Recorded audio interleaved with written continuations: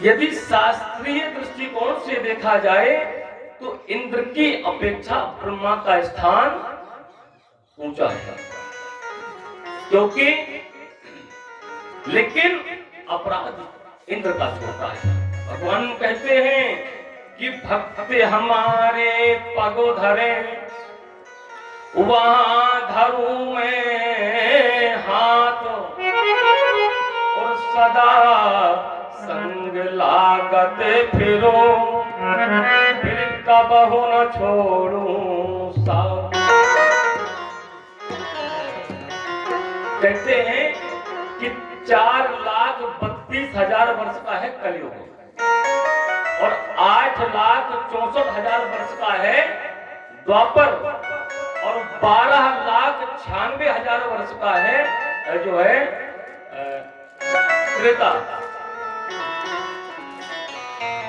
ये जो है जब चारों युग, ये चारों युग 71 बार निकल जाते हैं।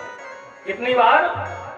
71 बार चारों युग निकल जाते हैं, तब जाकर के एक मनवंतर पूरा होता है। जब एक मनवंतर पूरा होता है तब जाकर के एक इंद्र बन जाता है, इंद्र का चुनाव हो जाता है। ये चारों युग 71 बार निकल जाते हैं, तब एक मनवंतर होता है और इंद्र का चुनाव होता है, तब एक इंद्र बदल जाता है। इसी प्रकार जब 14 मनवंतर निकल जाते हैं,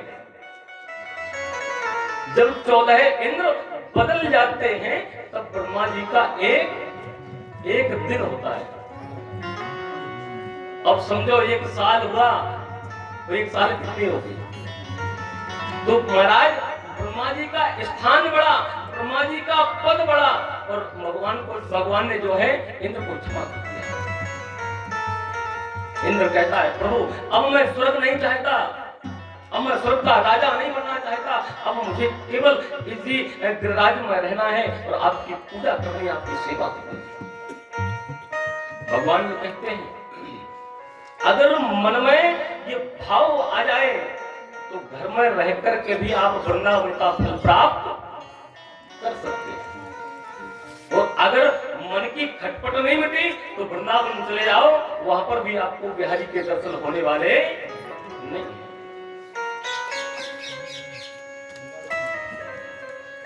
महाराज ये कलयुग का प्रताप है क्या?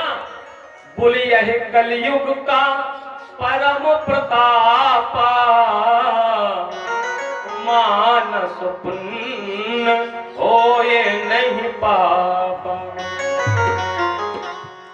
मन से सोचने मात्र से पुण्य मिल जाता है, लेकिन पाप करने पर ही मिलता है।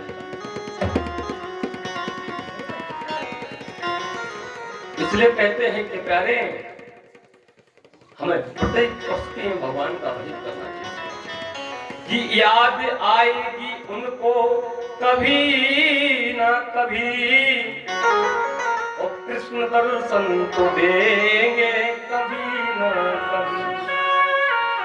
ऐसा विश्वास मन में जमाते चलो और कृष्ण गोविंद गोपाल गाते चलो। तो प्यारी आजकल जब हम कोई धर्म का कार्य करते हैं ना तो कहते हैं ये काम मैंने किया। कहते हैं ध्यान देना, उसकी इच्छा बगैर एक पत्ता नहीं हिलता। और हम कोई धर्म का कार्य करें तो सब भगवान पर छोड़ दें, भगवान पर छोड़ दें। और कैसे छोड़ें? एक भक्त कहता है कि मैंने तेरे ही भरोसे हनुमान